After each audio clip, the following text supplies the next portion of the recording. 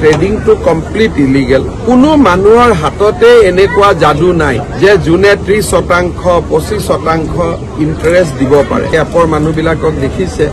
ডুবাইত যোৱা কৰবাত কেনেকৈ তেওঁলোকে এটা লেভিছ লাইফষ্টাইল তেওঁলোকে মেইনটেইন কৰে এতিয়ালৈকে 38 জন ব্যক্তিক গ্ৰেপ্তাৰ কৰা হৈছে আৰু মই অসমৰ ৰাইজক কৈছো যে ট্ৰেডিং টু কমপ্লিট ইলিগেল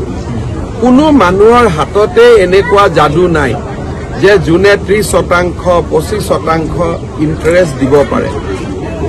এপৰ জৰিয়তেও হৈ আছে মেনুৱেলিও হৈ আছে আৰু এই দুইটা বস্তুতে ষড়যন্ত্ৰত নপৰিবলৈ অসমৰ মানুহক মই অনুৰোধ কৰিছো জমা টকা এনেকে কোনোবাই লৈ যাব এটো কেতিয়াও গ্ৰহণযোগ্য নহয় আৰু আপোনালোকে এপৰ মানুহবিলাকক দেখিছে ডুবাইত যোৱা কৰবাত কেনেকৈ তেওঁলোকে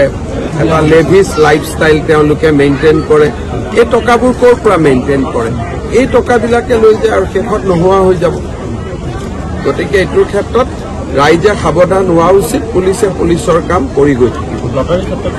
লটাৰী ক্ষেত্ৰত লটাৰীটো ইলিগেল অসমত আৰু লটাৰী ডিৰ সকলো ক্ষেত্ৰতে আমি ব্যৱস্থা ল'ব লাগে কিন্তু এটাই পুলিচ